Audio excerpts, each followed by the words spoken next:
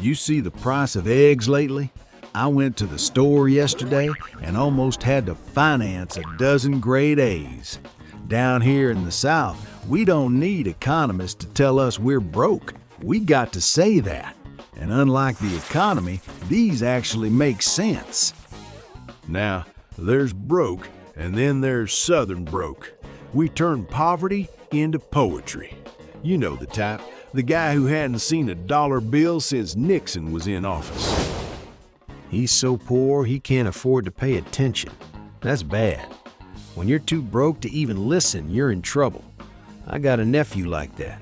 Ask him for $5 and he looks at you like you asked him to explain calculus. Then you got the classic description of a man who's hit rock bottom. This is the gold standard of being destitute. He doesn't have a pot to piss in or a window to throw it out of. Simple, visual, elegant. It implies a lack of plumbing and structural integrity. That's a bad Tuesday right there.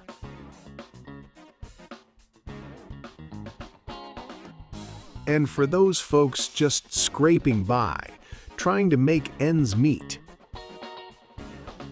I'm so broke, if it cost a nickel to shit, I'd have to vomit. Excuse the French, but that paints a picture, doesn't it? That's an economy where you can't even afford basic biology. Now, being broke is one thing. Being cheap is a lifestyle choice. We all know that one guy who still has the first dollar he ever made, mostly because he glued it to his leg. He squeezes a quarter so tight, the eagle screams. Poor bird! Let the eagle breathe, Earl. You can't take it with you, but this guy's gonna chant a packet in his coffin lining. In the South, we like our metaphors natural.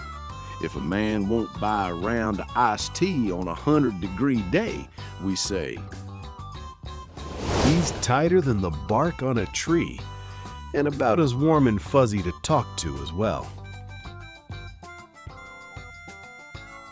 My personal favorite.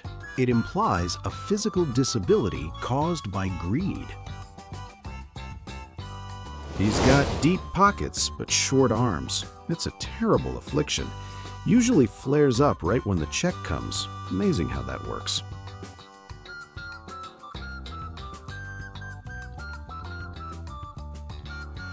Then you have the opposite problem. The people pretending to have money. The ones with the least BMWs parked in front of a trailer. Big hat, no cattle. All show, no go. You look like a rancher, but the only thing you're hurting is cats. We gotta give credit to the Queen of the South for this one. She knew that looking like $1 million sometimes takes, well, a lot of bucks. It costs a lot of money to look this cheap. God bless Dolly. That woman is a national treasure. And she's right, sequins aren't free.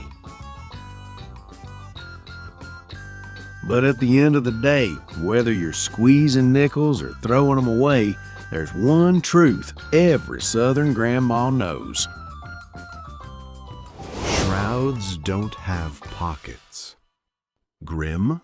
Maybe. True? Absolutely. You spend your whole life chasing paper, and the only thing you leave with is your reputation. Hopefully, yours is worth more than a plugged nickel. Money talks, but mine usually just says goodbye. If you got a favorite seeing I missed, drop it in the comments. And subscribe, it's free, which fits my budget perfectly. Walter out.